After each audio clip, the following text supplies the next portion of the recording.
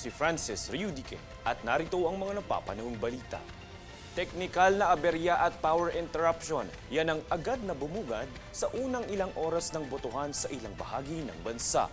Ilan sa mga nakaranas nito ay ilang bahagi ng Calabarzon, Central Luzon, Northern Mindanao, Cordillera Administrative Region, Davao Region, BARM at ang nagkaaberyang poste sa Laoag City, Ilocos Norte. Naresolba naman agad ang naganap na power interruption sa ilang voting center na dulot umano ng issue sa electric transmission. Sa kabila nito, ayon sa Philippine National Police, maayos naman ang naganap na pagboto sa mga lugar.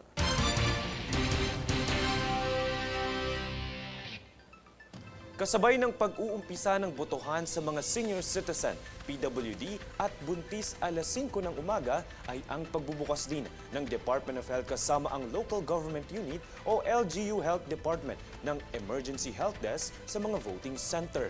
Kabilang sa serbisyong medikal na inalok sa mga nakatalagang health station ay first aid at emergency assistance tulad ng check-up, pag-check-up ng blood pressure at libreng gamot gaya ng maintenance para sa high blood, diabetes, pananakit ng ulo, painkiller at iba pa.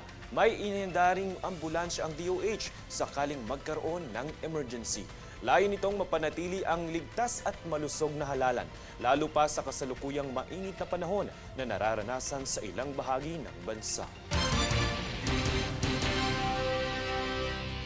Sa ibang balita, sinimulan na pong bilangin ang boto ng mga local absentee ngayong araw ng halalan, May 12 sa Intramuros, Manila.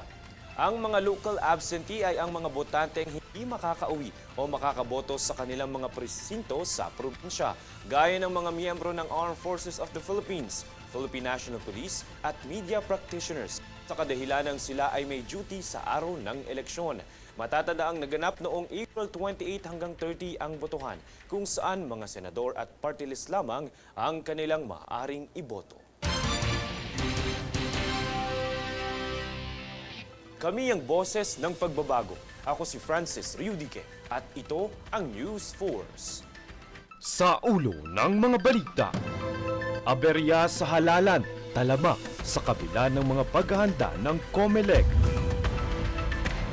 Power interruption naranasan sa unang ilang oras ng botohan sa ilang bahagi ng bansa. Ilang mga poll watchers sa Abra nagmaniobra sa pag-shade ng balota ng mga senior citizen. Boto ng mga local absentee sinimulan ng bilangin sa Intramuros. DOH at LGU Health Department nagbigay ng emergency assistance, first aid sa mga voting center. At mga pasaway na lumabag sa liquor ban, higit 150 na. Patas at pantay na balita, komprehensibong ulat para sa pulso ng masa. Ito ang News Force.